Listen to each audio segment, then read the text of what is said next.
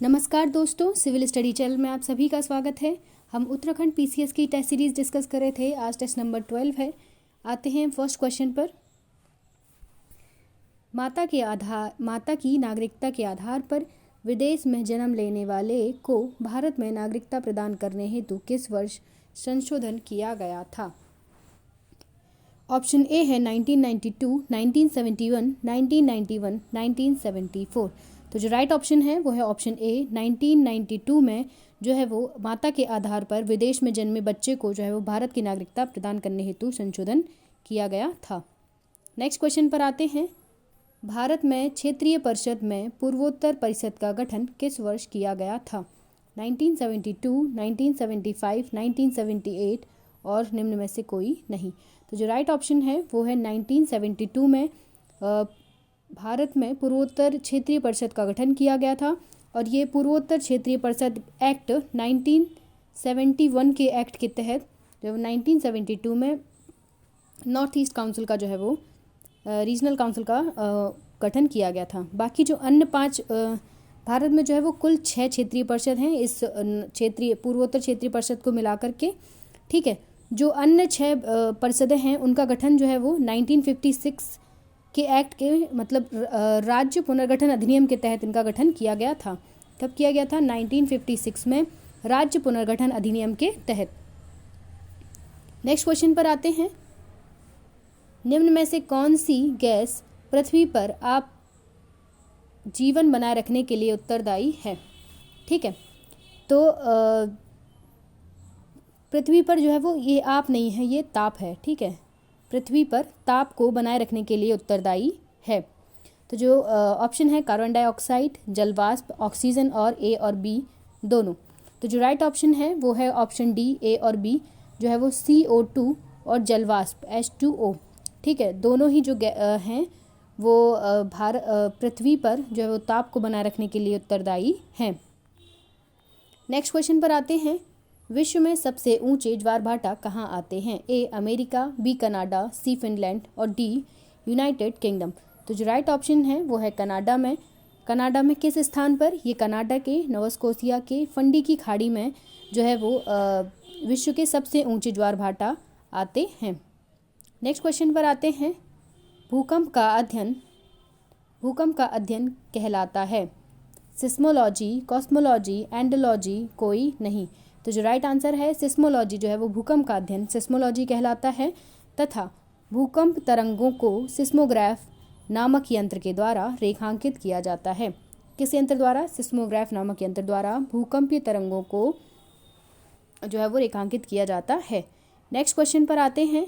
Lord Dalhousie द्वारा किस जगह को ग्रीष्मकालीन राजधानी बनाया गया था?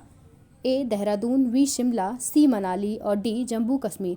तो जो राइट ऑप्शन है वो है ऑप्शन बी, शिमला को लॉर्ड डलहौजी द्वारा ग्रीष्मकालीन राजधानी बनाया गया था। नेक्स्ट क्वेश्चन पर आते हैं। मुस्लिम लीग द्वारा प्रत्यक्ष कार्यवाही दिवस कब मनाया गया था? 16 अगस्त 1946, 15 अगस्त 1947, 14 अगस्त 1946 और डी कोई नहीं। तो जो राइट ऑप्शन है वो है ऑप्शन ए 16 अगस्त 1946 को मुस्लिम लीग द्वारा प्रत्यक्ष कार्यवाही दिवस मनाया गया था। नेक्स्ट क्वेश्चन पर आते हैं। एंग्लो ओरिएंटल कॉलेज की स्थापना किसके द्वारा की गई थी? ए सैयद अहमद खां, अब्दुल गफ्फार खां, आगा खां और सलीमुल्लाह खां।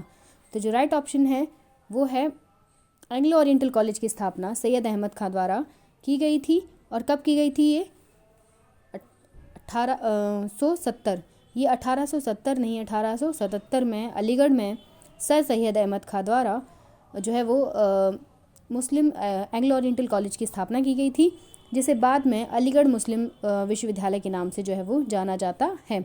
ये 1977 है, याद रखना है 1977 में। नेक्स्ट क्वेश्चन है।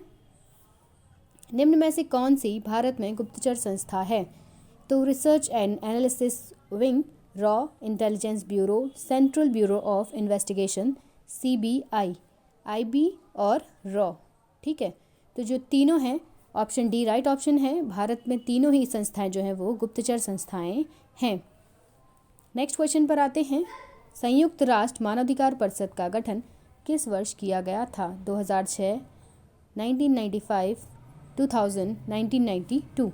तो जो राइट ऑप्शन है वो है 2006 में संयुक्त राष्ट्र मानवाधिकार परिषद का गठन किया गया था और इसमें मानवाधिकार आयोग को जो है वो संयुक्त राष्ट्र मानवाधिकार परिषद में जो है वो परिवर्तित किया गया था। इसमें कुल कितने मेंबर्स होते हैं? 47 इसमें टोटल मेंबर्स होते हैं जो महाद्वीपीय कॉन्टिनेंटल आधार पर जो है वो इनका जो है वो स्थान है, सदस्यता है। नेक्स्ट क्वेश्चन पर आते हैं। खिजड़िया वन्यजीव अभयारण्य एक नया रामसार स्थल है, किस राज्य केंद्र शासित प्रदेश में स्थित है? ए गुजरात, बी उत्तर प्रदेश, सी महाराष्ट्र और डी केरल। तो जो राइट ऑप्शन है वो है ऑप्शन ए, गुजरात में स्थित है और हाल ही में से रामसार साइट 49वां रामसार साइट घोषित किया गया है। ठीक है, और एक अन्य जो रामसार साइट घोषित हुआ है वो उत्तर प्रदेश का है और वो है बखीरा वन्यजीव अभयारण्य को जो है वो रामसार साइट घोषित किया गया है। ये 48वां रामसार साइट है। नेक्स्ट क्वेश्चन पर आते हैं। निम्न में से किसे फ्लाइंग सिख कहा जाता है? ए मिल्खा सिंह, राहुल द्रविड़, विश्वनाथ आनंद, डी कोई नहीं। तो जो राइट ऑप्शन है वो है मिल्खा सिंह को फ्लाइंग सिख कहा जाता है।